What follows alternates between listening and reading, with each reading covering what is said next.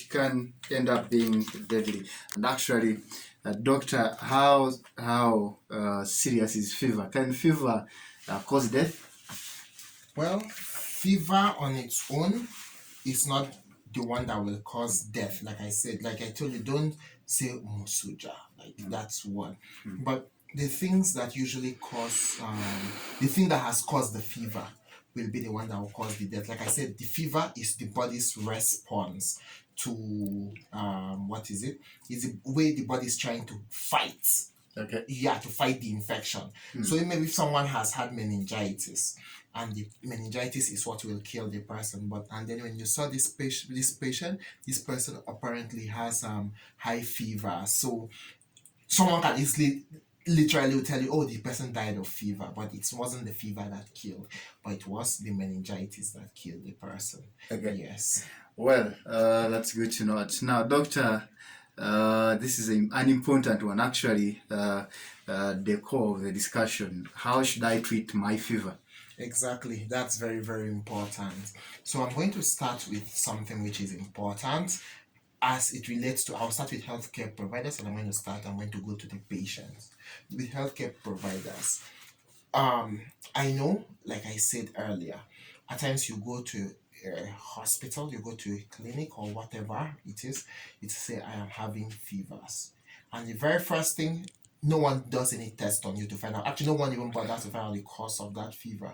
The next thing you're getting is they've pumped you with 10 antibiotics, they've pumped you with what is it, with antimalarials, because they're like, okay, whatever it is, let it clear it. You will just hear, then you see the person the next day, the person will be like, I was treated. You're like, okay, what were you treated for? Say, I was having fevers. Me, I went to a drugstore nearby or a clinic nearby my home for first aid. And you're like, okay, what was this first aid you got? They start listing drugs for you. They gave me Ampiclox, they gave me metronidazole, they gave me gentamicin, they gave me Coartem, they gave me duocotexin, they even gave me Artemether. And you're like, what the hell? Is it a herbalist that treated you? Is it a doctor? Is it what? Is it just someone from the roadside? So that's the thing I'm saying. So fevers does not mean all that the person should get all of this, concoction. But one thing we should know as parents at home, because the purpose of this is, if you're a parent at home and your child gets fever, you have it. I believe you would now, from after this show, you'll be able to buy a thermometer and you measure it yourself. So if your child has a fever at home, what can you do? The first things first, you should undress that child completely. You see, for babies less than 1 month of age, please do not be in the habit of giving your babies paracetamol syrup. I have seen a baby whereby the mother gave the baby paracetamol syrup and even gave the baby overdose. That baby's liver was damaged. So paracetamol, number one, too much of it can damage your liver. So that's why we do not even recommend it for those children less than 1 month of age. So when a child gets fever, firstly, those small babies, just remove their clothes, keep them completely naked for some time. I'm telling you, that temperature will come down on its own.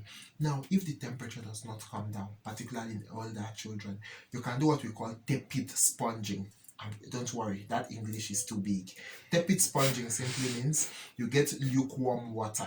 When I mean lukewarm, like not so cold. You don't get water from the fridge and say, oh, because the child is having fever, so you want to drop down the temperature. So you go get water from the fridge to help you. No, you just get normal, like lukewarm, like normal warmth.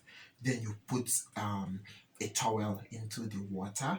Then you keep touching the baby, like touch around the child's body, and from time to time just place the towel there. After a while you put it back, you squeeze, you put it back, like you continue like that, like for some time. With time, this method is supposed to help that the temperature of the child would come down in due course. So that's another way of doing this in the child. So one thing I need to put caution about is there are people who have been used to the habit of they rub alcohol on the child. They believe that this alcohol will help the child, bring down the temperatures. Please let us not do that. It doesn't. It actually makes things worse. So I just want to discourage that alcohol business. So like I have said, you expose the child. Secondly, you do what we call tepid sponging with water and with lukewarm water and a towel.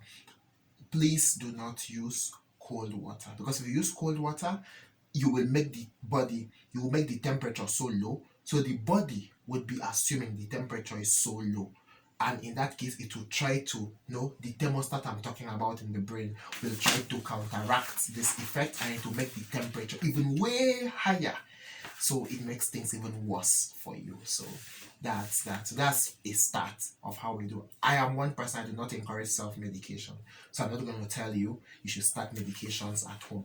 So if you've tried this home remedy